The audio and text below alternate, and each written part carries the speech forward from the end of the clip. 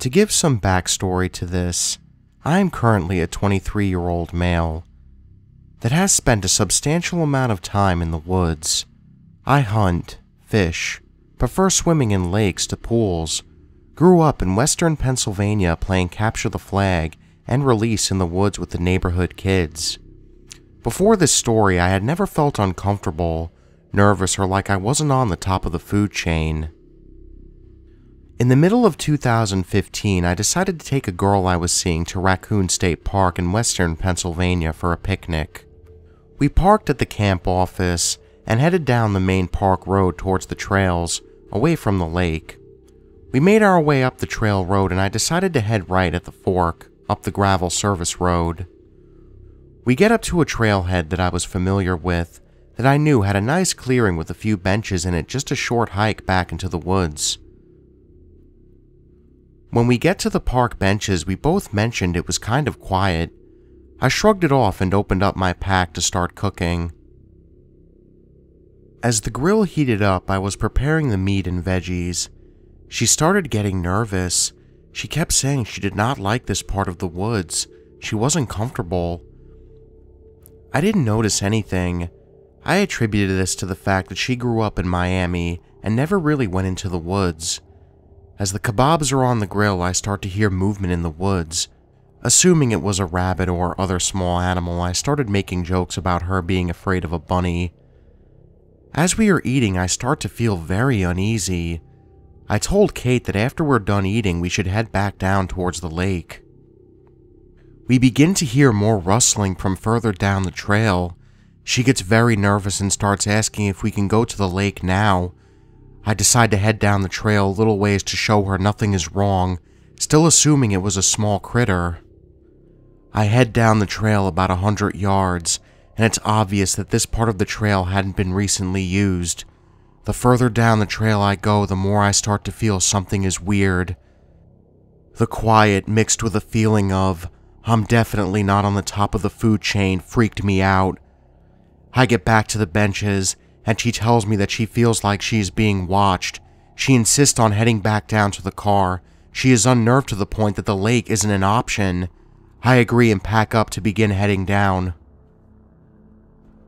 On the way out, we are moving quickly. I still feel like I am prey, and she is insisting that something is watching us. As we get to the service road, whatever was making the noise in the foliage was not only staying with us, but it was getting louder. I am convinced whatever was making those noises had to be large, bigger than a man. Neither of us ever saw what was in the woods. I am convinced whatever was in those woods was not any animal I've ever heard in the woods of Pennsylvania, and definitely was not human.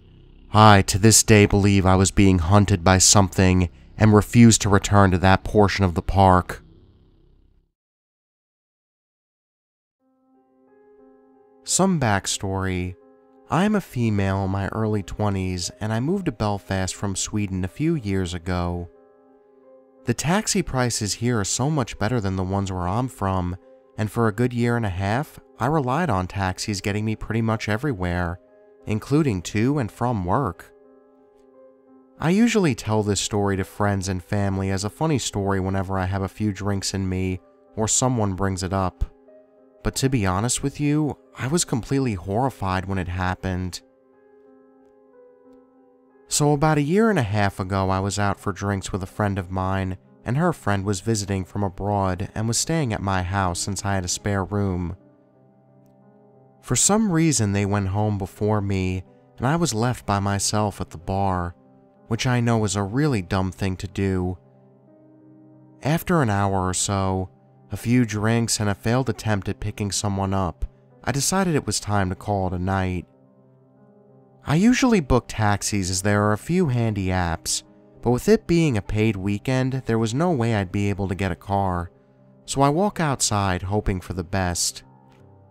The moment I get outside, I'm approached by an older man, white hair and on the heavier side, asking if I need a taxi, so I cheerfully accept, thanking my lucky stars that I'll be home very soon. The taxi didn't belong to a taxi company, which admittedly is a bit strange, but I've taken those before with friends without issue. Right off the bat, the driver starts asking the usual questions, like where I'm from and how long I've been in town, if I'm studying or if I'm working, what brings me here, and so on. Then he asked if I'd been on a black taxi tour. These tours are quite famous here, and they're meant to be really good, showing off all the memorials in the city and the Peace Wall and such. You also get stories from people that grew up here during the Troubles. I say, no, I haven't had the opportunity yet, but I'll definitely get to it as soon as I can. He then suggests that when we get to my house that he'll give me a tour for free, right now in the middle of the night. Being the way too nice idiot I am, I hear myself saying, yeah, sure, that would be nice. What I really wanted to say was, hell nah, dude. So he starts driving out of town, down countryside roads and not at all in the direction of any memorials, and on the other side of town from the Peace Wall. His questions get more personal, asking if I have a boyfriend, and if I have family around, if I live by myself, if I have many friends. He then says, we can be friends. You'd like that, wouldn't you? He has this creepy laugh going on while repeating the phrase over and over and nudging my side with his arm. He keeps driving in the middle of nowhere, talking about how this footpath connected to another footpath and so on while dropping the we can be friends thing between, still laughing this creepy laugh. At this point, we're about 20 minutes outside of town and the street lights stop. It's pitch black out. I'm clenching my phone ready to call the police and looking at the dashboard GPS to see the nearby location names, getting ready to tuck and roll out of the car, completely freaked out by him. I'm finally able to stutter out that I'm getting a bit tired and it's time for bed. He agrees to take me home and turns around. We pull up outside my house again, and I feel a wave of relief washing over me, like I can finally breathe again. I pay him for the taxi ride and get ready to get out of the car. He then turns the car off, takes off his seatbelt and keeps talking, turning slightly so he's kinda half facing me. After a few minutes of talking, him still talking about being friends, I say that I need to use the bathroom and thank him for the tour. He tells me to hurry back outside so we can continue the conversation. I bolt inside, lock the door and keep the hall light turned off. I look out through the peephole and can see that he's still sitting there in his car. After about 15 minutes, he finally drives away, and I sort of just collapse on the floor, beating myself up for being so stupid. Needless to say, I've never taken a taxi I haven't booked since.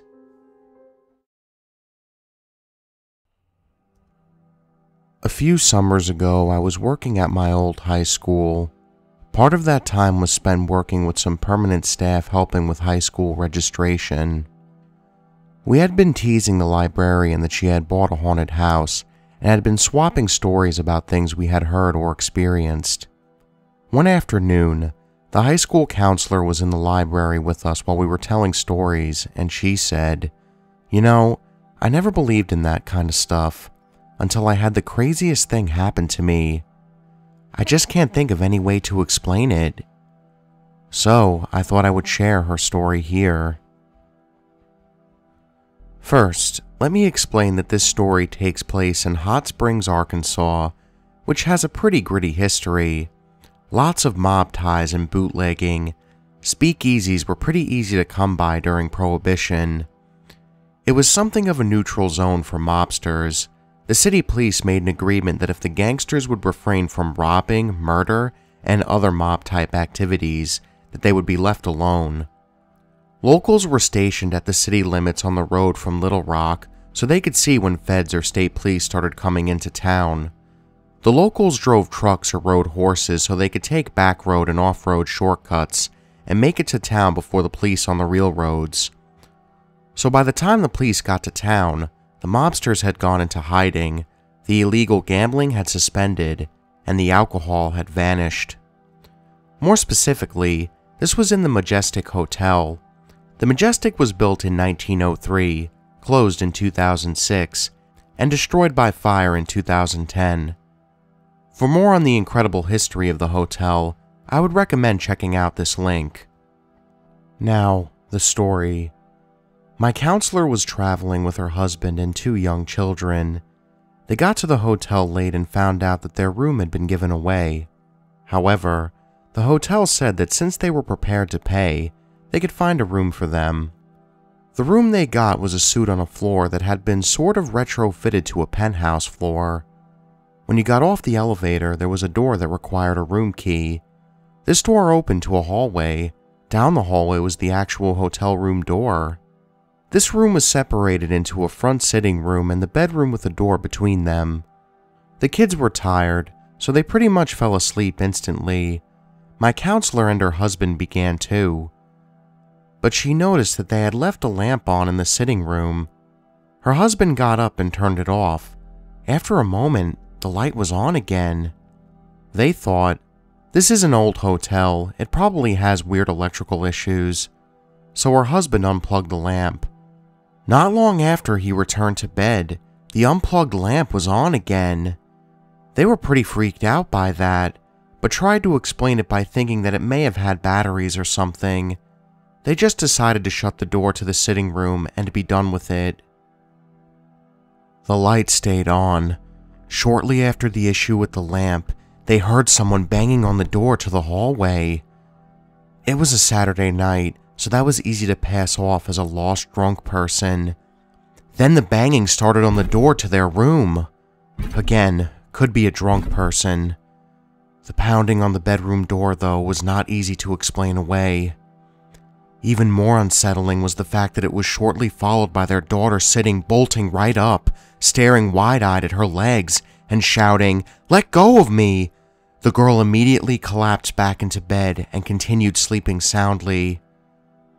My counselor's husband turned to her and said, "One more thing and we're getting the kids and leaving. I don't care if we have to stay at the motel." Things quieted down and they tried to sleep. My counselor was distracted by a light through the window and the reflection of water on their ceiling. She couldn't remember it being that bright earlier and thought that people had snuck down to the pool. By this point it was around 2 a.m. and the pool had closed long ago. She told her husband to get up and see if he could see anyone at the pool, again suspecting drunk revelers. He walked over to the window and said, "My God, you won't believe this." She asked what he was talking about. "The pool is full of people." "Are they drunk? The pool is closed." "They're just on the deck. They're all standing there. Some are walking around the pool. It looks like a party, but no one's talking or looking at each other. And they're all dressed funny." "What do you mean funny?" "The clothes look like they're from the 1920s or something." Apparently, that was the last weird thing to happen that night. They said that the only reason they didn't leave was because they knew it would scare the kids. The next morning, they hinted to some hotel staff that some weird stuff had happened, and the staff didn't seem very surprised.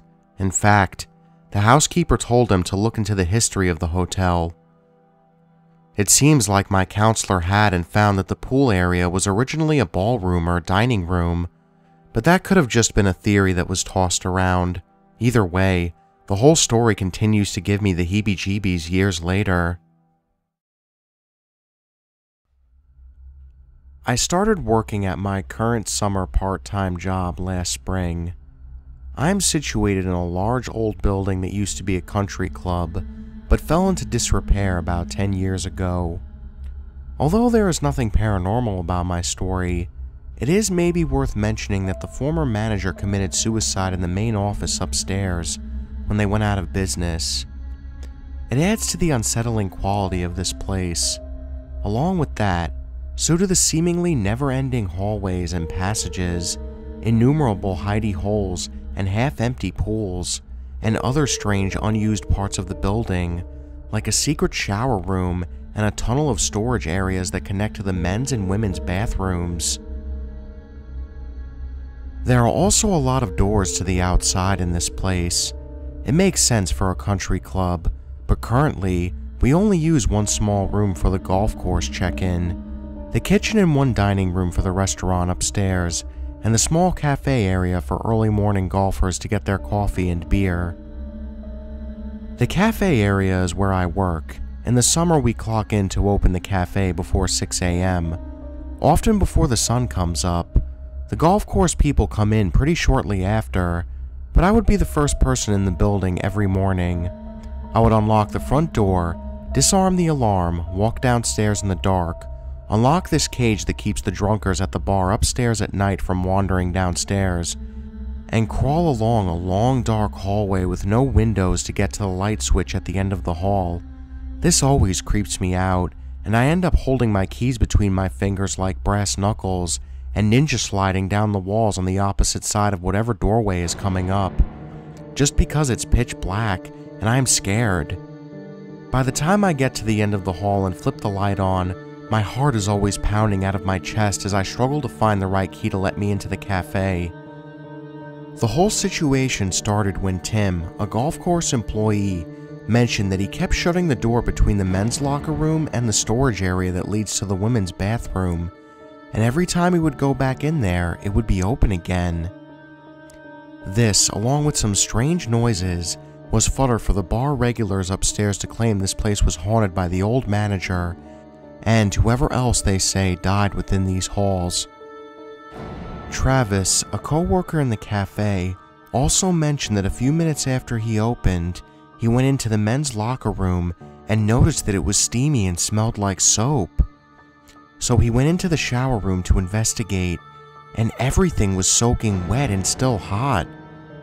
He was the only person who was supposed to be in there at that time of day, but didn't see anyone, so he let it go.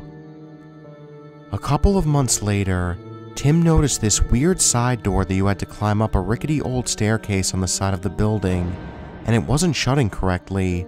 He fixed it and it locked correctly, and didn't think anything more of it. Shortly after, someone from the golf course came over to tell me that they found someone's entire life packed away in one of the hundreds of lockers that no one uses, and they thought someone was living in the storage room between the men's and women's bathrooms.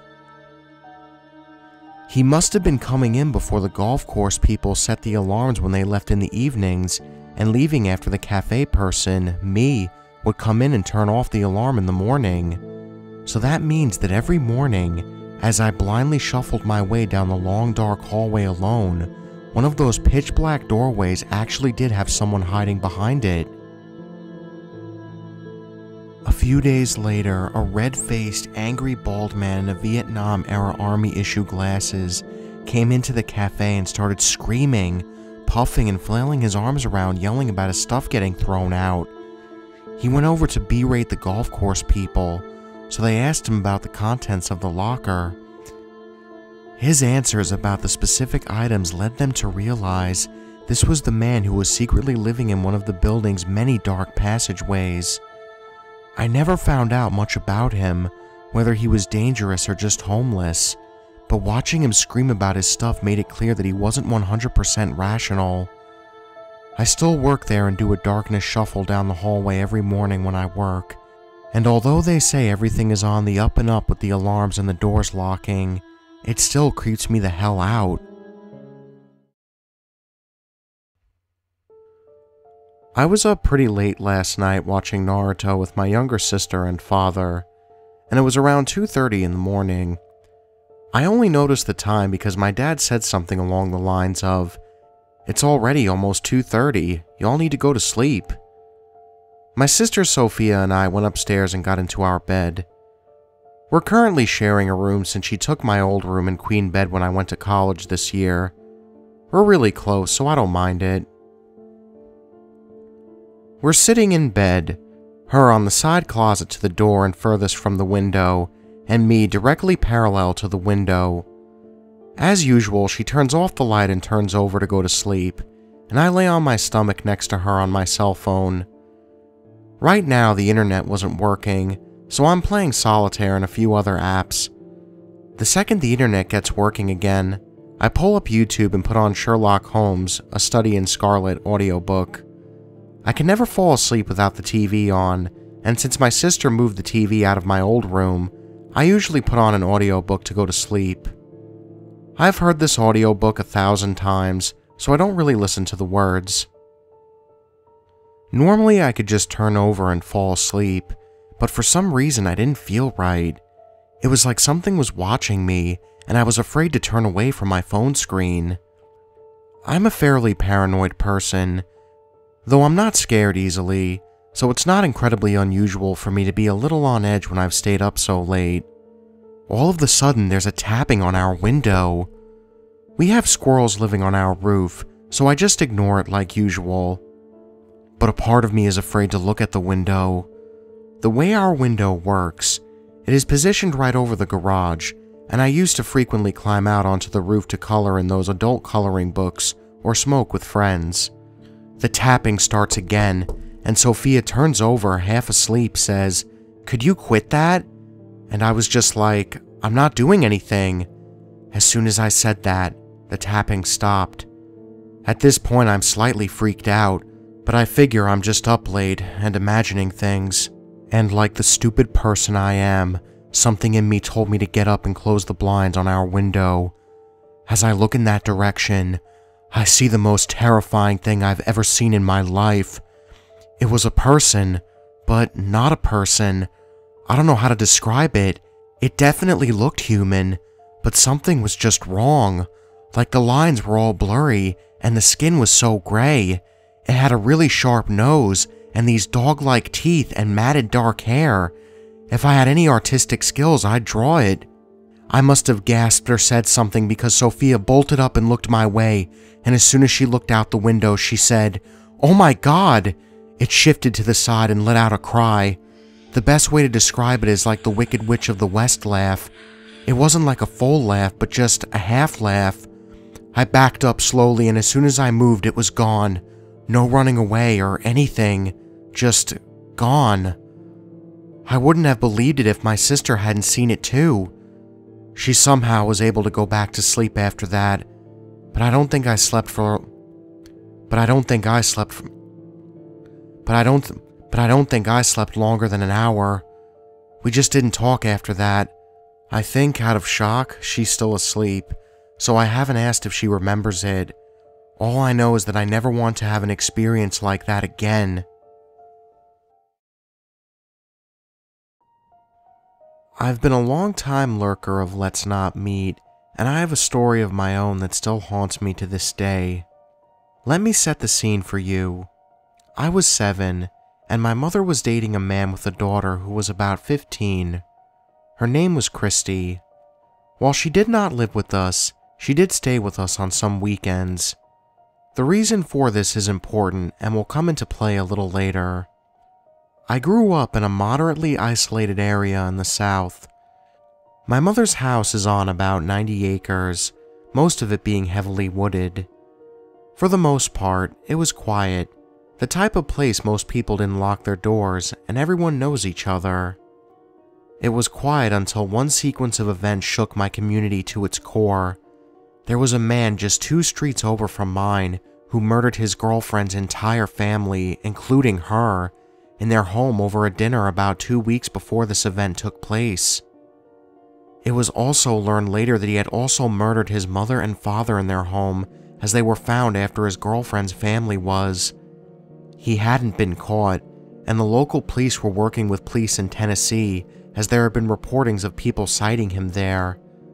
My mother had gotten a security system installed, just to ensure our home was properly secured. We had alarms on every window and door in our house. On this Saturday, my mother got called into work, as she was an apartment manager and there was an emergency that she needed to tend to. Her boyfriend had gone to work early that morning. My mother was very, very nervous about leaving, and due to the nature of the emergency, she thought it was best that Christy and I stay home where we were safe. Safe, so she thought. She reluctantly left and let us know that her cell phone was always going to be on her if we needed her. Christy and I promptly set the alarm and made sure all the doors were locked. My mother had been gone about an hour, and we were deep into a movie on Disney and pizza. Suddenly, the alarm started blaring. Christy and I jumped up to see what was going on. On the way to the alarm, You have to pass a very large sliding glass door. What we saw there left us frozen. There was a man prying our door open with a crowbar. He saw us, made eye contact, and quickly ran off into the woods behind my mother's house. I will never forget what he looked like or the sinister look he had in his eyes. We called the police, and then we called my mother, who had already been alerted by the alarm company. My mother actually arrived before the police did, due to how isolated we really were.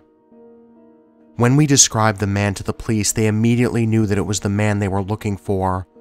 Of course, there was a massive investigation that day of the property and woods surrounding us. In the woods, they found cigarette butts, lots of canned food, soda bottles, and a makeshift tent made from a tarp. The man had been living behind us the entire time, and even stealing food from our trash. When he was arrested, which was a few hours after the incident, he had admitted to watching our family to learn our habits, knowing that he could take advantage of the house when no one was there. Even now, as an adult, this event still follows me. Just goes to show you really never know who is watching you.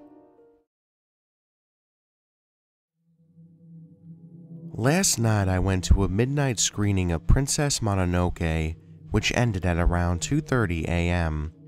I had an offer to go over to a friend's house, but since he was busy packing to another city, I decided to just walk home. Thankfully, my city has the subway running 24 hours, so I didn't have to wait in the cold to take what I like to refer to as the drunk bus. It went rather smoothly. The train arrived shortly after I got underground, and I made my connection easy peasy. The issue started when I got off my stop. As I am walking to go up the steps, I hear a woman on the other platform being really loud. Easy to ignore, but then I kept hearing her say, "Miss, miss?" I glanced because I was the only female on either platform, but I didn't recognize her and kept walking. I get to the top of the first flight of stairs, and she gets to the top of her stairs at the same time, and once again starts with the, "Miss, miss?" But she looked like she was looking towards the ticket booth, so I assumed she was having an issue with the cops. So I go through the turnstile and continue over to the escalator. I get above ground, light a cigarette, and wait for the light to change. Just as I cross the street, the same woman comes out of the stairwell of the corner I just got to. Fuck me. Now, for reference, my subway stop has two entrances, on the street I was on and on the street I live on.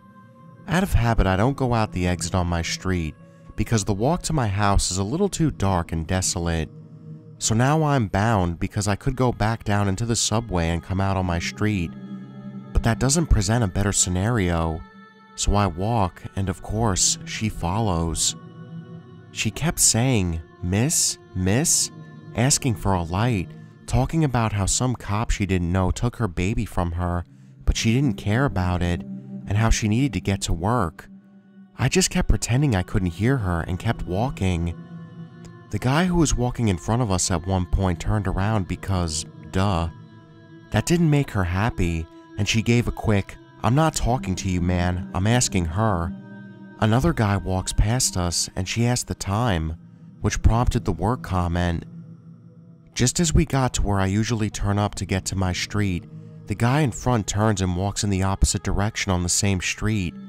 Since where I would turn gets rather dark where the local mechanic shop is, I decided to keep walking straight and hook around at the corner to my block. When I get to the corner and turn onto my street, she's still on my heels.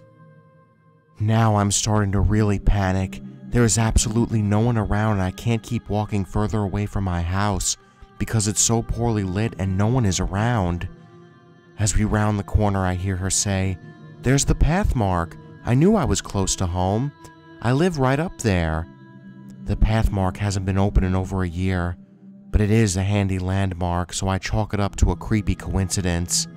I proceeded to my house and tossed the butt of my cigarette into the street, which she picks up and gives an actual sincere thank you. I get to my door and she decides to sit on the steps of my neighbor who's 2 doors down from me. I don't know if my neighbors would like that, but I know for damn sure she doesn't live there. That put me back in panic mode. Now in hindsight, I should have looped back around and gone back to the subway, but I wasn't thinking clearly. My keys were in my pocket, but I wasn't holding on to the specific two that opened my door, and I didn't want to fumble with them in case she was going to break in. So I rang my doorbell pretending I didn't live there and needed to be let in and decided to wait her out. It took about 2 doorbell rings and 15 minutes of me looking at the window like I was looking for someone to open the door before she got up and started walking. Mind you, walking in the opposite direction of the path mark. I followed her in the reflection of my screen door until she was far enough away that I could get my keys out and get in the door because she could try whatever it was that she was going to try. I kept rechecking if I had locked the door. I sat up in bed fully clothed and cursing myself for misplacing my bat for the rest of the night. I don't live in the best of neighborhoods, but I've never had something like that happen scare me shitless. Needless to say, I really regretted not having gone to the liquor store earlier in the day because I seriously needed a fucking drink right now. So crazy lady from the subway who followed me home, let's never fucking meet again. As you can tell from the title, this Let's Not Meet is a bit of a throwback, 2006 to be exact. This is about my encounter with a guy I met online named Jared. I have no idea how he came across my profile on Myspace because we had no friends in common, but he messaged me wanting to know about me. I saw that he only lived about 45 minutes north of me, and I remember thinking that he was very attractive. Saw that we had a lot of the same interest, and found his statuses hilarious. Even though adding people I didn't know on Myspace was completely out of character for me, I'm introverted, private, and I don't really like meeting new people. We started messaging each other a lot, and he really piqued my curiosity because he was so different from all the other guys I had grown up with. His humor was a bit odd, but I still found him to be really hilarious. I remember using a friend's computer to talk to him one night, and she walked up behind me and said, "Who is that?" I told her I didn't know, but I liked him. She then says, "Ask him out." I thought, sure, why not? He only lives 45 minutes away, and he seems really cool. We exchanged phone numbers and set a date for dinner that weekend. Jared told me to meet him at the grocery store near his house and I could just follow him to his apartment in my car. I thought that idea sounded great. I pull up and I only had to wait about 10 minutes or so until he got there. He pulled right up next to me and I was immediately thrown off because even though it was dark out at this point, I could still tell right away that he wasn't nearly as attractive as his profile pictures. I decided I wasn't going to be so shallow and proceeded to follow him to his place. Here is where it starts to get really weird. As we are driving down a two-way road, there is a succession of entrances to different apartment complexes, spaced out about 15 feet in front of one another. Jared keeps turning on his blinker, turning in, and then swiftly turning back out, like he's trying to psych me out. I'll admit that the first time it was pretty funny. I thought, haha, you got me. However, that initial feeling quickly fades as he does this for nearly every single entrance on the way to his place, so maybe 9 or 10 times. Now I'm thinking, what the fuck is he doing? I actually became insulted and thought he was trying to lose me at this point. I keep on having to brake. Cars are starting to build up behind me, and it is making the drive take forever because I keep having to slow down for this nonsense. Had I had not been a naive 17-year-old, I would have followed my fuck this shit instinct and turned around and drove all the way back home. But no, of course not. I chalk all this up to his weird sense of humor and try to give him a chance. We finally get to his apartment. We have a normal introduction and I walk into his place. It's a typical bachelor pad, I tell myself as I see the back of his entrance door is entirely covered in porn. Think of a collage of the filthiest smut hung up to cover every inch of this 7-foot-tall door. Okay, whatever. He's a single guy, I'm thinking. Maybe not the classiest guy, but a guy. Anyway, we get to talking and he's kind of quiet, but for the most part he's awkward and doesn't even know what to say. It's at this point that I notice he's wearing a really raggedy-ass white t-shirt. Weird. It's been about 15 or 20 minutes since we've been at his place just hanging out in his kitchen, and he begins to ask me personal questions. I start taunting him about his awkwardness a bit, to lighten the mood and get him to change the subject. For example, he asked, "How many guys have you slept with?" And I retort, "Whoa, very nice question to ask a girl on a first date, Jared. How did you get this smooth?" He eats it up and thinks we're playing a game. This goes back and forth for about 10 minutes before I ask when are we going to dinner. He sort of snaps back into reality and says he has to change. Thank God he comes back out looking pretty sharp. Maybe this night will turn out alright. I could not have been any more wrong. We get into his car, which is a pretty decent Mustang, to go to some place he wants to take me for dinner. We're driving for about 15 minutes before he says he needs to make a detour to see a friend. Okay, I said. The friend walks up to my side of the door.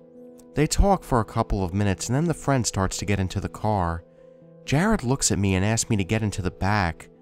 At this point, this guy is really starting to get on my nerves. Could he be any more rude? I'm dying in the back seat thinking that this is just the worst. And I can't wait until he dumps this friend somewhere because I'm starving and I didn't drive all the way up here to hang out with two rude-ass strangers.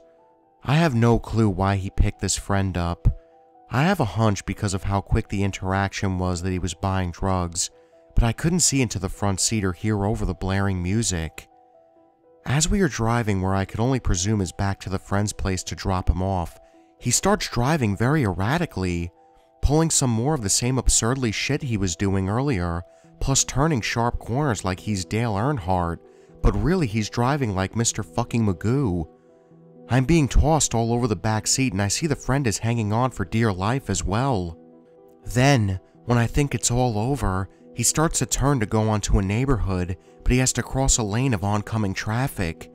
As he is making his way through the turn, he stops. I freak out. All I see are headlights through the tiny backseat window shining, coming right at us. Me and the friend in the front seat are just screaming. I don't even remember what I said. I'm just screaming. As soon as we are almost ran by a giant Cadillac that has to slam on the brakes so hard they fishtail, he peels out, completing the turn. I'm shocked. I don't even say anything. I wait until he drops his now totally calm and collective friend off and tell him I'd like to go home. He drives me back in complete silence. When we get to his place, he hurries over to my side and lets me out. He is standing so close that I have to squeeze past him. As I am trying to get out of his deathmobile, he places the hand that isn't holding the door open with the other side of me, trapping me in between him and the car. I look at him and he's just staring at me. I say, "I'm not kissing you." He responds, "Oh, come on. Let's just go upstairs." I have to literally hold back my vomit. I tell him, "Okay, Jared, that's enough for one night. I'm going to go now and I'll text you later, okay?" He is still staring intensely into my eyes, and I'm just praying he lets me leave. He starts to shift away, and at the moment I think he's letting me go, he pushes his mouth onto mine so hard that I am thrown onto the side of the car. I struggle free and haul ass to my car. I quickly look behind me and see that he's just standing there. I start driving the long 45 minutes home in silence. I am so relieved that I get to go home to my nice warm bed. All of a sudden I hear my phone vibrate. I hear about 20 messages coming in, and when I look at my phone I feel so sick. The text read, "Hey, why did you leave? Please come back, I want to play more games with you. Is this a game? Do you want to play a game? Okay, I'll give you 15 minutes to get back here. I'm counting now. 1, 2, 3, 4, 5. I miss you. Please come back. I don't like this game at all." He sent all of that within a period about 2 or 3 minutes, around 10 minutes after I left. all I can remember thinking is, what was that? How can someone be so awesome online and end up being just a total weirdo? One last note, the next morning the entire top right of my mouth and a bit underneath of my nose was swollen and bruised. So, Myspace, Jigsaw, Tokyo Drift wannabe freak, let's not meet ever again. Kept you waiting, huh? And that is my very shitty Solid Snake impression. Hey guys, sorry I've been away for a little bit too long, and with that being said, there are going to be major updates to this channel. Now, I understand that I told you guys that I was going to take a break for 1 week, however, 1 week turned into 2 weeks, which turned into 3 weeks. Now, because of that is because that I actually got a new job while I was on vacation for a little bit. And trust me, I would love to do YouTube full-time. I would love to have this as my part-time job, my full-time job, whatever. But unfortunately, sometimes YouTube doesn't pay the bills, you know? Especially with the YouTube glitch that's going on, which has honestly been beating me up and down, you know? It'll be 1 week I'll have like maybe a couple more views than I had last week, but either way, that's neither here nor there, and I don't want to bitch about it or give an excuse about it just because, as I've said before in my last video 3 weeks ago, that everybody's already beaten it to death. So, pretty much, like I said, I have a new job, and I have another career job coming up too, which will be in the future, but right now, this and the job that I have now are a bit side jobs just to pay the bills a little bit. Like I said, I would love to do this full time, I really would, but honestly, with the way YouTube's been lately, I need money in order to pay the bills. So, like I said, the update to this channel would be that don't expect a video every week. I do want to try and maybe do a video every other week, so that way I could focus more on the video and add more to it, give you guys longer videos. Kind of like a movie in a sense. I could actually, like, you know, maybe plan everything else better a week in advance, so that way everything's a little bit more organized, instead of rushing every week to get a video out and rushing and not really getting a really good story, or stories I should say, out of it. So that's just the channel update, guys. Like I said, if I can get a video a week to week, I will try and do that. As much as my work schedule prevents me to, we'll see. But anyways, guys, thank you all for watching, thank you all for being so patient, and thank you all so much for all the support. You guys are awesome. I love you all to death. And just remember, the best ideas always come out of nightmares.